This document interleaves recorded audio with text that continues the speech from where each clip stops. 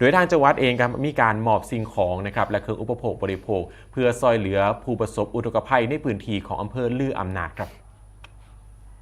ที่ตำบลอำนาจอำเภอลืออำนาจจังหวัดอำนาจเจริญครับนายเสนีสมเขียวหวานรองผู้ว่าราชการจังหวัดอำนาจเจริญและคณะครับก็ได้ลงพื้นที่ไปมอบสิ่งของเครื่องอุปโภคบริโภคซอยเหลือผู้ประสบอุทกภัยจากสถานการณ์ฝนตกหนักส่งผลให้น้ำในลำน้ำบก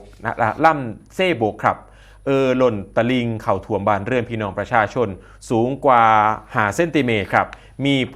ประชาชนได้รับผลกระทบในพื้นที่อยู่ที่4หมู่บ้านครับก็คือหมู่1หมู่2หมู่4หมู่5ร่วม27ครัวเรือนโดยในอำเภอลืออำนาจครับและกระทั่งเทศบาลตำบลอำนาจได้นำเจ้าหน้าที่อสเข้าไปซอยเหลือขนใหญ่สิ่งของขึ้นที่สูงพร้อมว่างกระสอบทรายสูงจาก10 เส้นประมาณนี้นะครับเพื่อป้องกันน้ำเข้าท่วมบ้านเรือนของพี่น้องประชาชนและให้ความช่วยเหลือในเบื้องต้นแล้วโดยทางสำนักงานป้องกันและบรรเทาสาธารณภัยจังหวัดอำนาจเจริญเพิ่นคาดการณ์นะครับว่าระดับน้ำในลำเซโบกสีส่งโตและสิค่อยๆลดลงตามลำดับตอนนี้ก็มีการประสานในเบื้องต้นเขาเร่งซอยเหลือ